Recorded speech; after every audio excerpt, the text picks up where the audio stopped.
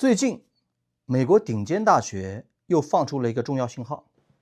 加州大学圣地亚哥分校正式成立了应用健康智能研究院，英文叫 Institute for Applied Health Intelligence。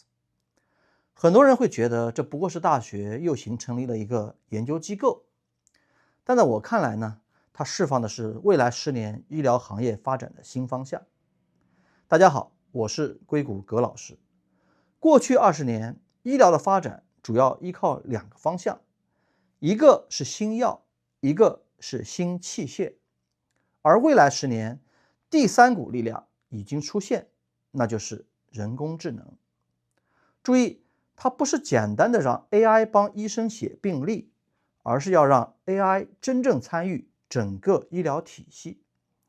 这次 UC San Diego 成立的新研究院，并不是把它单独放在医学院下面，而是联合了6大学院，包括医学院、工程学院、数据科学学院、药学院、公共卫生学院和商学院，还要再加上 UC San Diego Health 医疗系统，也就是医院系统，共同建设。为什么呢？因为未来医疗已经不是医生一个人的事情，而是数据科学家、人工智能工程师、医学专家、医院管理者共同协作的新模式。新闻里面有一句话让我印象特别深刻，他们认为现在医疗最大的瓶颈并不是缺少科研成果，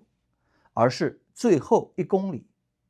很多实验室的新技术最终并没有真正进入医院，没有真正改善患者的治疗效果，而 AI 人工智能就是要打通这1公里。举个例子来说，未来医生接诊之前，